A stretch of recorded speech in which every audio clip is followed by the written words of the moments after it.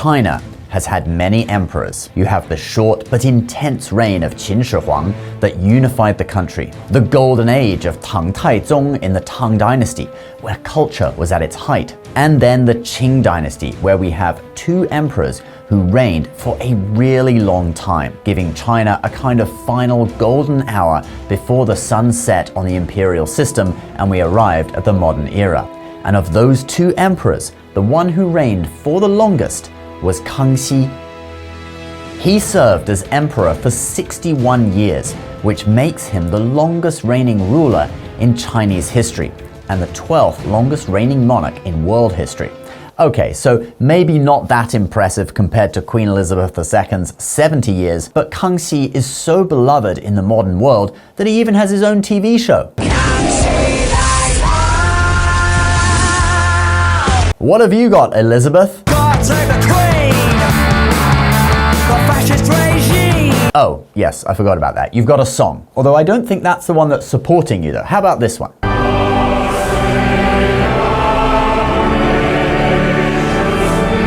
There we go. Anyway, back to Kangxi. He initiated the period known as the High Qing, or Kangyong Qian Sheng Shi. The first three characters stand for the emperors Kangxi, Yongzheng, and Qianlong. This was a period of stability in China that lasted from 1683 to 1799, where China's territory expanded massively, and peace and prosperity reigned.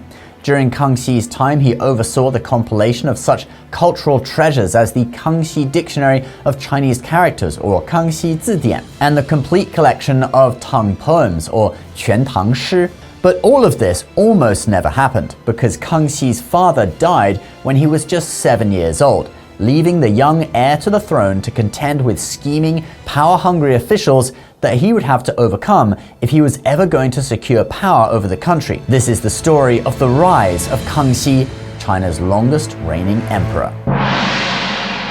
Kangxi was born in 1654 and became emperor at a very young age, after the death of his father from smallpox. He was just 7 years old. But it's hard for a young kid to actually govern a country. Not sure about you, but at 7 years old, my daughter's mind is dominated by what Legos she's getting for Christmas and if I'm going to let her watch TV or not, rather than the governance of millions of people. Thus, on his deathbed, Kangxi's father appointed 4 regents, or Fuzheng Dachen, to look after the empire until Kangxi was old enough to do it on his own. And one of these regents was named Aobai. As you can see, he has a bit of an attitude which didn't go unnoticed by the emperor and the other regents.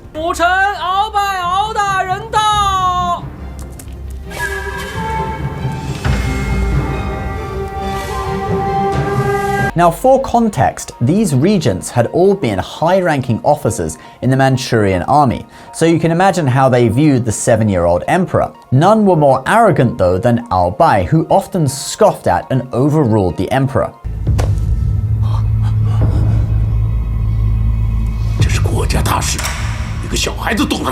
And Aobai also plotted against the other regents. Now, of these regents, Suoni was seen as old and frail, and later died. Bilong was weak, so no threat to Aobai. But then there was Su Kesaha. These names are phonetically translated to Chinese from the Manchu language, by the way, in case you're wondering why they seem a little strange. If you didn't know, the Qing dynasty was one of only 2 dynasties ruled by non-Han people, and in this case it was the Manchus from the northeast. But anyway, Su Kesaha was strong and came from the white banner in the Manchu army, as opposed to the 2 yellow banners that the other 3 regents came from. Thus, Aobai easily dominated the 2 yellow banner regents and plotted against the white banner Su Kesaha. Suoni could see what was happening with Aobai's expanding power, but because at this time he was already old and close to death, he had to act fast. He petitioned the 14-year-old emperor to formally take over power earlier than planned. So Kangxi formally ascended to the throne a month after Suoni's death, with the 3 remaining regents now demoted to advisors. But this didn't stop Aobai, who now dominated the imperial court as if he was the emperor. He convinces the young emperor Kangxi to have Su Kesaha and his family executed and overpowers the other remaining regent. Some dramatizations of this even show Aobai having his own yellow imperial clothes made as if he was the emperor himself. In imperial China, the color yellow was reserved exclusively for the emperor. But Kangxi had had enough, and he plucks up the courage to have Aobai arrested. Now, he would have had Aobai executed, but supposedly Aobai appealed by saying this. 皇上，你看看我鳌拜身上的伤疤吧，我的每一块伤疤都是为大清的江山所留下的呀。 And it is true that in military campaigns, he had given a great deal for the Qing dynasty, and thus the emperor decided to imprison him instead of executing him. And so began Kangxi's reign over China. 61 years of peace and prosperity, followed by the short reign of the Yongzheng Emperor, and then another 60 years under Emperor Qianlong. This was China's final golden age before the country was faced with the threat of foreign powers and eventually the nationalist and then communist revolutions. But Kangxi goes down in history as one of China's greatest emperors and its longest reigning.